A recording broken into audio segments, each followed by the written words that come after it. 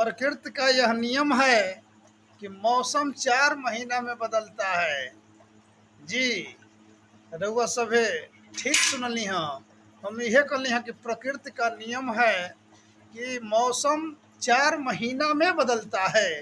लेकिन आज का कुछ चमन चूतिया इंसान हो गइल बड़न, दोगला किस्म का इंसान हो गइल बड़न कि उनकर स्वार्थ का सिद्धि जैसे ही आपसे हो जाई, कुछ मतलब बा तो आपसे वो मित्रता कैले बड़न, दोस्ती कैले बड़न, अजय उनकर स्वार्थ का सिद्धि हो जाए, उनका मतलब निकल जाए।